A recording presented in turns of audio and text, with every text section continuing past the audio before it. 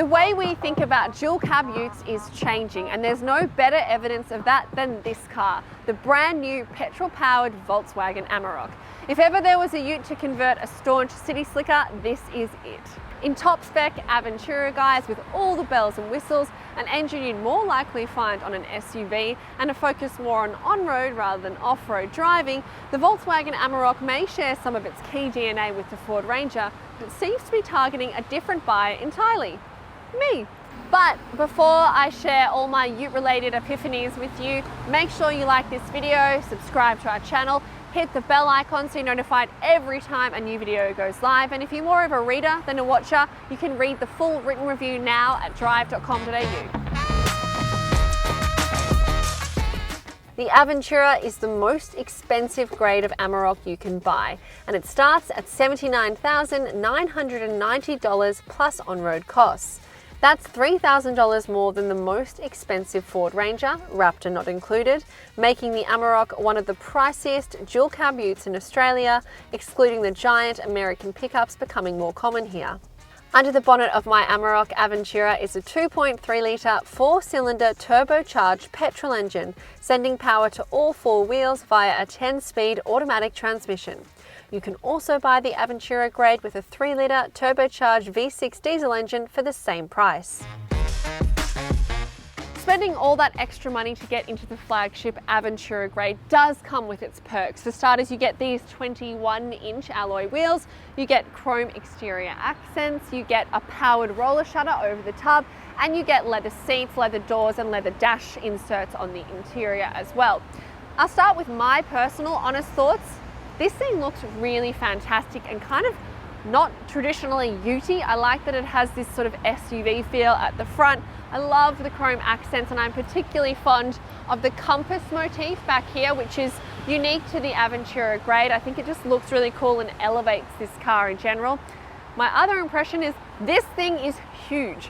At its highest point, I think it's over 1.8 meters tall, which is about the same height as NBA player Steph Curry, and I certainly feel quite small standing next to it, so that's something to note. Additionally, it's finished in what Volkswagen's calling a light grey metallic paint shade, silver, and that costs you an extra $990. So if it were me, sorry Volkswagen, but I'd be ditching this one, which is just, you know, overrated expensive silver, and going for the only no-cost paint option, which is white. So we call the Ford Ranger and the Volkswagen Amarok twins under the skin, and what that means is that all their guts and key components under the bonnet are the same. However, they've made differences and changes in the interior and other elements of the car to differentiate the two cars. Nowhere is that more evident than in the cabin of the Amarok. Volkswagen has gone to great lengths to brand this as a VW, so the switchgear is different, the steering wheel is different, the visual displays are different too, the design is different, and I've got to say, it really pays off.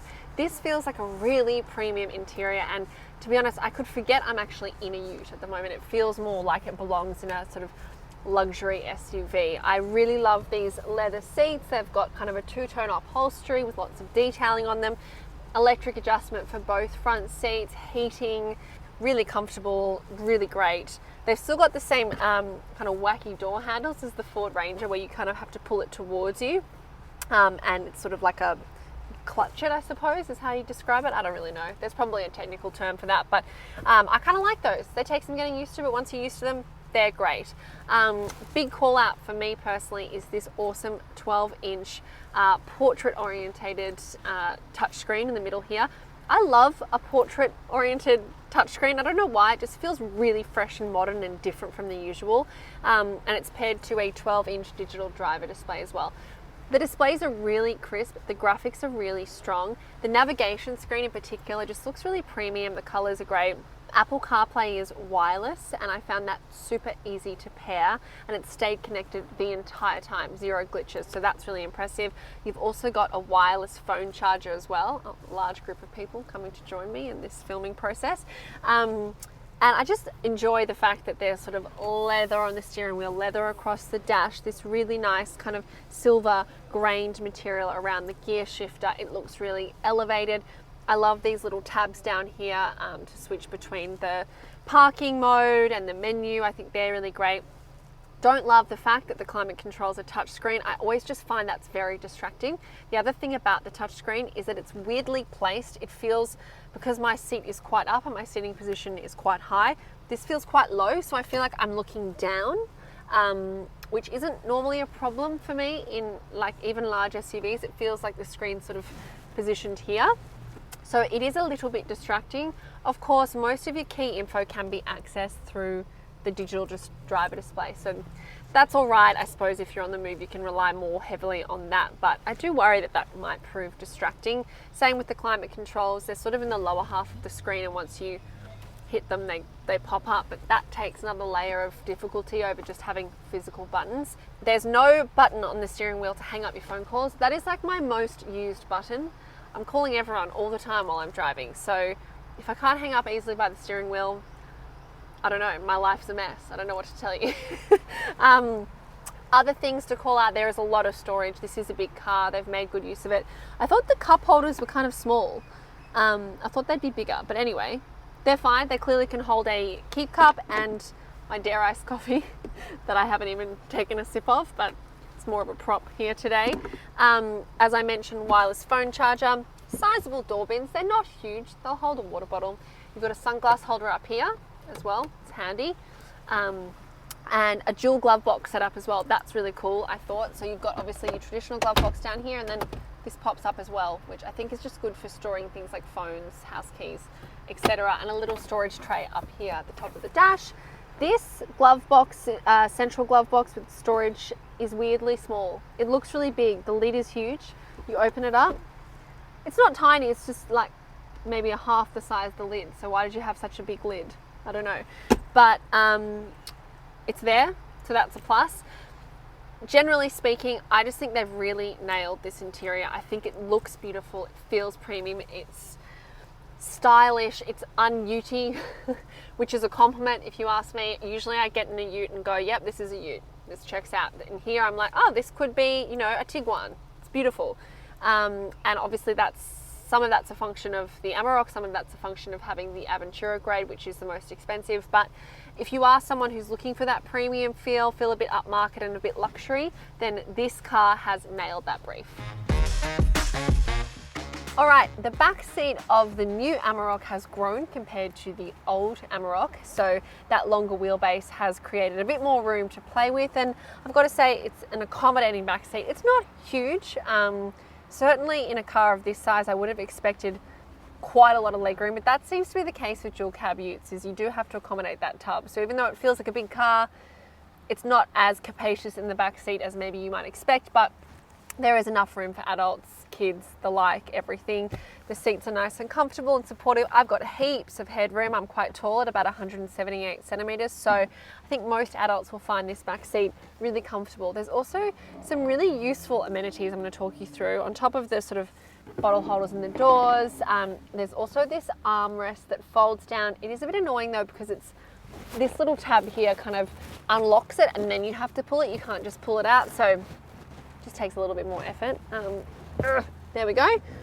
Two more small cup holders. What's with all the small cup holders? I don't know why, but for a car so big, the cup holders are quite small. But anyway, they'll hold your coffee, so no complaints there. You've got a couple of air vents down here at the base, back of the center console, and a 12-volt outlet. No USB ports or USB-C ports, so just keep that in mind if you want to charge phones back here. There are, however, some very useful features in the form of pockets at the front of the seat base down here that can hide away all your knickknacks, and then my personal favorite, pockets at the top on the back of the seats. And I'll tell you why I love those, because my son sits in the back of the car and just repeatedly asks me to let him watch Thomas the Tank Engine until my brain explodes. And at the moment in my regular car, I'm forced to just like wedge a phone or an iPad like under the headrests here, and then it falls out, and then I have to pull over and re-wedge it, and he's watching Thomas and kind of complaining because it's slipping out. In this car, I could just slot my phone into these pockets. Bob's your uncle. No more distracted, like trying to pull over and fix things. Drives me nuts. Anyway, I might have to ask Volkswagen if I can like buy these and retrofit them to my car because they're genius. So I think installing a child seat in the Amarok is a topic that deserves its own chapter in this video, and that's because I think more and more dual cab buyers are buying them for their families, so they're going to have to do this, and if they're going to have to do this, they have to know it's actually quite hard. I'll tell you why. For starters, the Amarok has ISOFIX tether points on each of the outboard seats. You can see I'm clicked into them down here, and top tether points over the back of the outboard seats as well.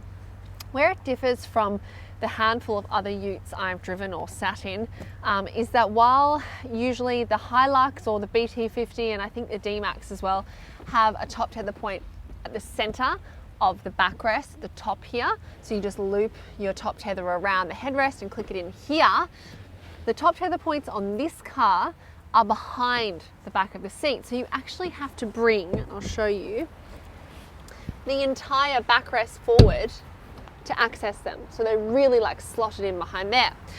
That adds another layer of difficulty to what is already a kind of tricky task.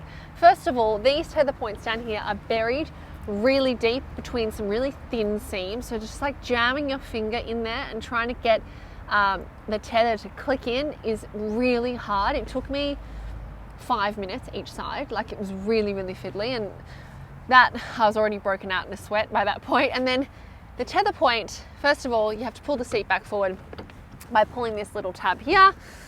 Then you've got your child seat already kind of clicked into place, which means you kind of can't pull the seat out very wide. So then you have to put your top tether in a really narrow area and feed it down there and click it in, and your fingers are getting jammed. So I'd actually recommend you put the top tether in first.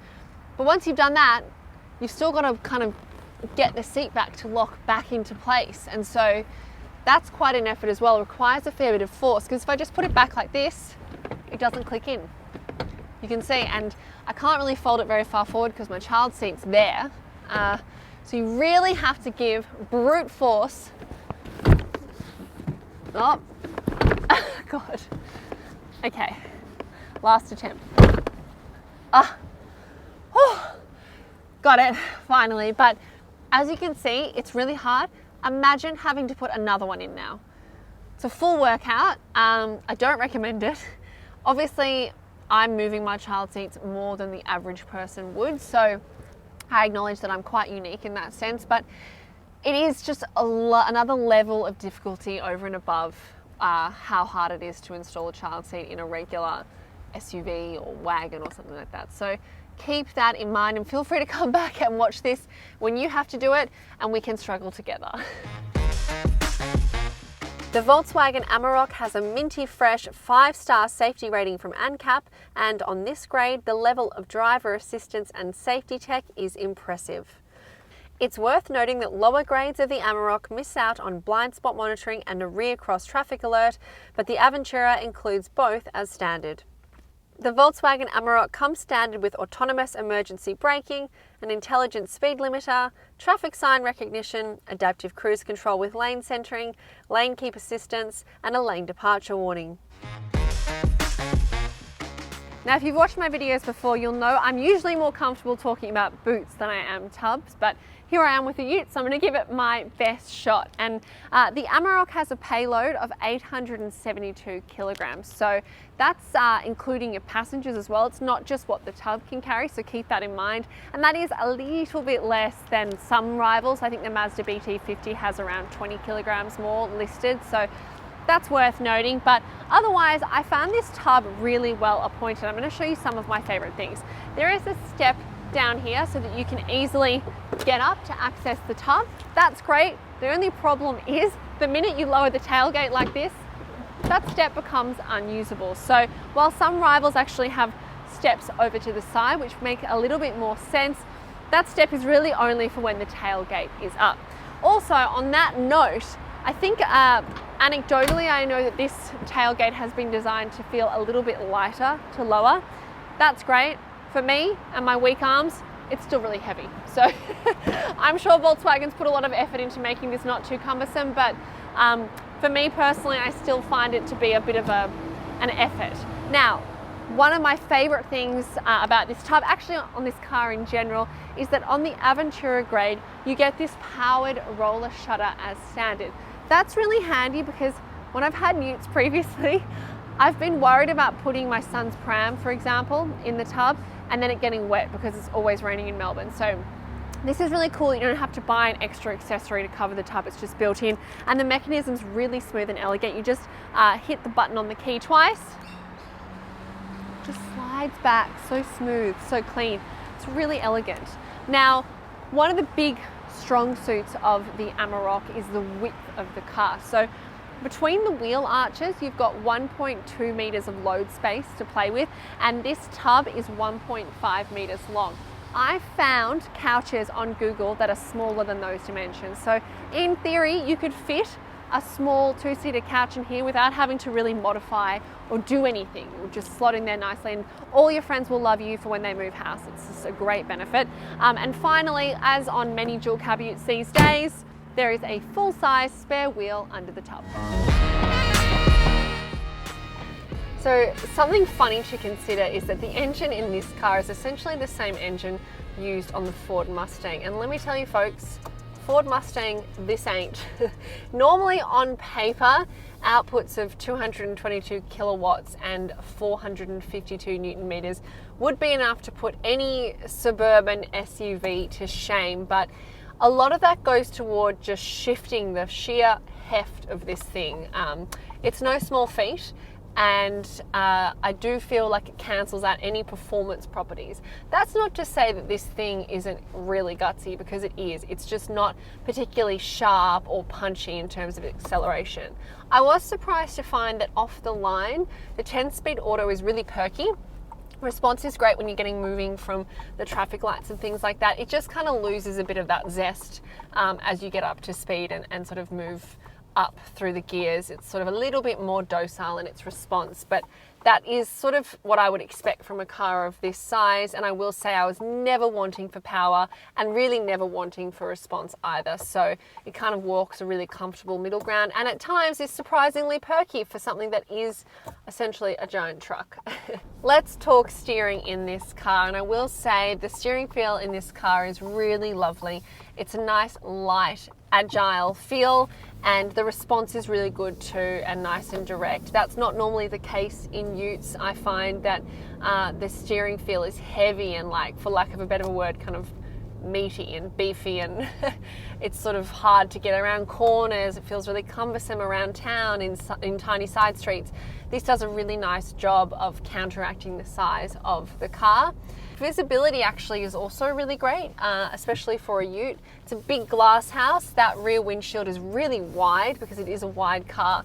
I find the mirrors comically large. It's hilarious how big they are. Like, they are bigger than my head, I reckon. I'm pretty well served for visibility, and any blanks I have are really nicely filled in by that overhead camera. The driver display has heaps of info in it. I love the live speed limit updates as well. That's really useful, and pretty much everything I need or want to know I can access through this driver display. So that's useful too, because I think I mentioned earlier the infotainment screen is a little bit low and out of my line of sight, so I feel much better about using the driver display in front of me. In all, overall refinement in this car is pretty strong. I tend to find that with Volkswagens. I wondered if that would be the case in a car like this that's a bit bigger and more of a workhorse, but they've managed to do a good job of it. I am aware of the engine noise, and I've got to say, it's a noisier petrol engine than in a classic SUV or something. It doesn't quite have the gruffness of a diesel, obviously, but I am aware of that engine note, and it kind of does sound a little bit grating at times, especially under particularly heavy acceleration. But in general, I think this cabin's very quiet at freeway speeds. There's not much tire noise, not much wind noise, which is pretty impressive given these mirrors are huge. So I would have thought that they would sound like a wind vortex on the freeway. Overall refinement is great. I will say I experienced some vibration from the driveline once I got up to speeds of sort of 50 or 60 kilometers an hour that kind of felt like you're driving over cobblestones. It's a little bit unsettling and strange and fidgety. So I didn't particularly love that. And I noticed that it just gave an overall sense of feeling a little bit off kilter. So that's where the refinement falls apart a little bit. Additionally, I just tend to find the ride quality in utes is just weird because essentially you're hitting every speed bump and road irregularity twice because there's such a big gap between the front and rear wheels, or at least it feels like there is for me. And so it's kind of this strange sensation. However, this car is really nicely kind of dampened and cushioned from all the hard edges and a pretty comfortable ride. So I've got to give Volkswagen props for that. It's just that kind of combination of driveline vibration, strange fidgety ride, and kind of the dual hits from the front and rear wheels can just feel a little bit unusual and take some getting used to, but it's never uncomfortable. And of course, because this is so high off the ground, big wheels, big fat tires, I feel like I can handle anything. Mounting curbs, no worries, all that jazz. It's really useful and easy to drive in that sense. The gear shifter on this car, I honestly can't overstate how annoying it is. It lacks precision. So when you want to go into park, you end up in reverse. When you want to go into reverse, you end up in neutral. I end up in neutral more than I ever need neutral. No one needs neutral this much, and yet that seems to be where it lands. And so there's a lot of kind of back and forth involved, and particularly when you're maneuvering, 3-point turns and the like, it's just a real bother. So I wish that it was just a traditional gear stick. That would make my life a lot easier. So this car has lane centering that pairs with the active cruise control and self-park, which I was actually kind of surprised to see on a big ute. I don't know why, but I feel like it's quite an endeavour to automate steering on a car of this size, and usually it's something I see on SUVs and not on utes. So I thought that was an impressive piece of technology. In terms of the real-world functionality of that technology, it maybe leaves something to be desired. The lane trace is impressive. I felt like it really took a lot of the kind of effort out of freeway driving for me and just kind of kept me centered and was a nice, didn't have to think about it factor, but I certainly didn't feel like it could really take over everything for me. I absolutely had to keep my hands on the wheel and keep my wits about me, which is usually the case. But the active cruise control itself is a little bit patchy in operation. It kind of slams the brakes on when it detects a car slowing in front of you, and it does it quite late. So the effect is that you really lurch forward and you're a little bit stressed and on edge the whole way because it's just a bit slow to respond. Because this is such a heavy car, the brakes really need to kick in and you kind of feel like you're lurching, and it's not very pleasant at all. So I tended to not use the active cruise when I was in heavier than normal freeway traffic, because it was just made me feel seasick, to be quite honest with you. There's also a couple of drive modes in this car that you can play with, particularly the off-road mode. So there's two-wheel drive, which is just kind of a more economical driving mode for around town. You've also got automatic four-wheel drive, which obviously distributes traction to the wheels as needed. I've been using that, so I don't have to think about it, like in wet weather and stuff. I just figure that's the kind of no-brainer setting. And then you've also got the traditional 4H and 4L drive modes that you'd find in other off-road vehicles as well. So generally speaking, the car has a lot of really handy driver assistance tech in particular that I kind of didn't expect to see on a ute, and it works to varying levels of success. But it's really nice to have function. By far the most useful feature, however, is the overhead camera. That has been invaluable to me during my week with the car. I have used it extensively, and often I have been able to park purely because of the overhead camera. So it's definitely worth spending a bit more money to get that feature. And the rest are kind of nice to have things that won't really change your day-to-day experience. For people like me who aren't sort of ute owners already and who are looking to maybe transition to a ute out of their regular car, or maybe ute owners who are looking to share the car with other family members who maybe don't want to drive a ute, this is as close to a large luxury SUV as a ute gets, in my opinion, but it's still a long way off. For me personally, even though the handling is pretty strong, the refinement's pretty good overall, I still find the size of this car is hard to manage. I still find that it feels heavy on the road, that it is kind of slow to respond, that certain maneuvers are harder Some parks I don't even bother tackling at all, even with all the driver assistance tech available to drive. And I do appreciate the inclusion of the technology and all that kind of thing, but I do still feel like I'm driving a huge car, which has its perks for sure. I feel quite safe. I feel sure-footed. I feel like I have an amazing view of the road. I feel confident. But on the flip side, I also lack confidence because it is just a little bit trickier to manage. And I think if you, like me, live in the inner city, that really makes life considerably harder for you on a day-to-day basis. So this is possibly more for people who have a garage, off-street parking, who are doing longer commutes at freeway speeds. Volkswagen claims 9.9 litres per 100 kilometres of fuel use for the Amarok on a combined cycle, or 12.7 litres per 100 kilometres on an urban driving cycle. Obviously, that's a fair bit less economical than the 4-cylinder diesel option, which promises 7.2 litres per 100 kilometres on a combined cycle. My real-world figure was as much as 15 litres per 100 kilometres for mostly urban driving, but it did drop to 12 litres per 100 kilometres with a bit of freeway driving thrown into the mix. Your Amarok will be covered by Volkswagen's 5-year unlimited kilometre warranty, plus 1 year of free roadside assistance, and servicing will cost you $1,800 over 5 years if you buy a prepaid plan. Services are required every 12 months or 15,000 kilometres. So I don't really know why I've agreed to do this, because I find reverse parking to just be hellishly embarrassing at the best of times, and I particularly do not like reverse parking with someone else watching me. So doing it on camera in a giant dual cab ute is pretty much a scene from my worst nightmares, but I do think it is really important to show the real world kind of effects of owning a car this big in the inner city. We are pretty close to the CBD right now, so the streets are small, narrow, there's lots of parked cars, there's not many spots available, there's traffic, there's cyclists, people moving, so you really have to contend with these things when you live in the city, and I want to kind of show myself contending with them on camera. This is the thing, right, is you might be saying she has the magic of editing on her side, and that is true, but I have asked my cameraman to make me do this in one take because I don't want to hide from you. I do find parking a ute is really hard because unlike an SUV or a hatchback or anything else, I don't really have an amazing sense of where the back of the car is. You know, where the rear window is not the back of the car, which is something I kind of find a little bit hard to reconcile in my brain. I have to remind myself that no, it just keeps going.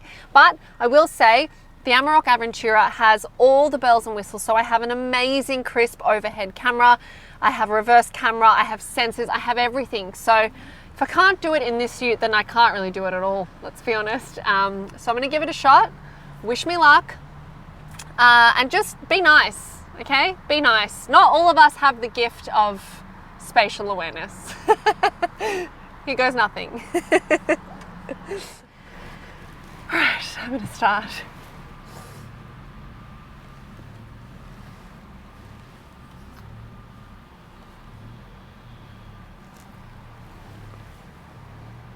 Oh God, okay, all right. Just have to keep reminding myself that there is a tub back there, quite a big one. And, oh, okay, that's my reverse sensors.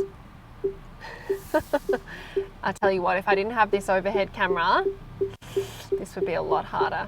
Okay, all right. I think I'm in the space now, and it's just a matter of straightening up. Get maximum precision, because I feel like I am being scored on this. It's like doing my driving test all over again. Right in the center. There you go. This reverse camera's good, this overhead camera's good because it means that there's no excuse for parking over two spaces, which I feel like people who own large cars do that quite often. And I've also got the reverse camera view, the sensors, the overhead camera view, and then you can kind of toggle between the perspective of the overhead camera view too, so that's really handy. I'm in the space. The real test now is how far from the curb am I? Frank, do you want to come over? Yeah, come over and check. Live on camera, have my parking assessed. How is it? How is it? Nod twice if it's good. Oh, good, really? Yes.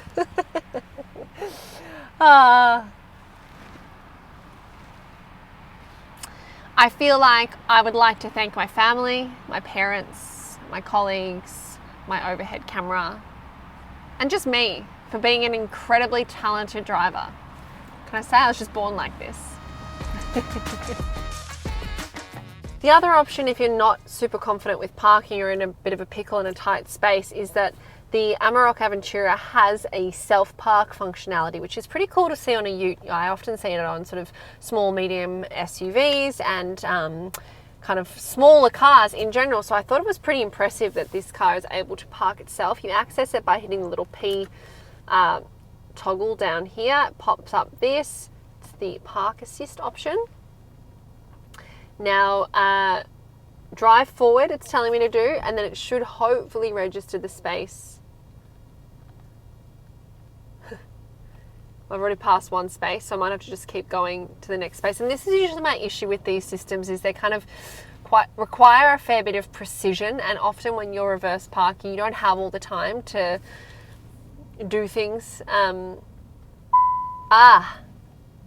we go. Okay, release steering wheel, shift to neutral. Oh, it's unusual. Usually it's...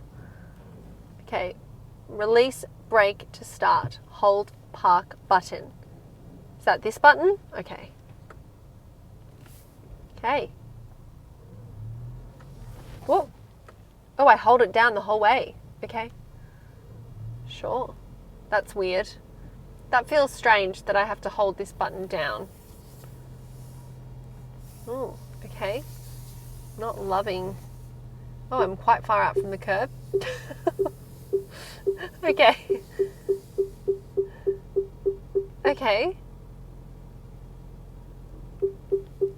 Oh, yep. Now it's going in. I'm controlling the brake. All right. Well done, Amarok. I can't say I enjoyed that. It was very stressful, weird holding down this button the whole time, and I'm pretty sure I'm a good 30 centimeters, if not more, out from the curb. So, needs some work. I can't believe I'm saying this, but I'm actually better at parking than the robot is. Come at me, AI. You can't beat me. If I had to buy a ute tomorrow, this is the ute I would buy. I was seriously impressed with the level of equipment and execution on the Aventura Grey, and the Amarok's on-road characteristics, particularly with the petrol engine, are more in line with a large SUV than a ute, which I loved. I can see this on the weekends being a really premium family car too. The downsides are that this car is expensive to buy compared to its rivals, and with that requirement for 95 premium unleaded and the high fuel usage, particularly around town, it could be expensive to run as well. Additionally, it's huge, which really could rule it out for inner city dwellers like me, although if you do live further out of town, I don't foresee that being a problem. To be fair, most of my criticisms could just be levelled at dual cab utes in general. My worry is that the things I like about this car, the fanciness of the interior, the refinement of the petrol engine, could make it a less effective ute. And meanwhile, the things I don't like about it, the high fuel usage, the price point, and the size, could also rule out inner city dwellers. So while the Volkswagen Amarok with petrol engine in Aventura Spec Grade is a unique proposition, it's possible that in trying to please everyone, it may end up pleasing no one.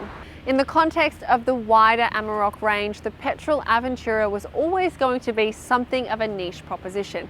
My suggestion to you would be to take it for a spin, see if it fits into your lifestyle, because it's either going to be the best or worst of both worlds.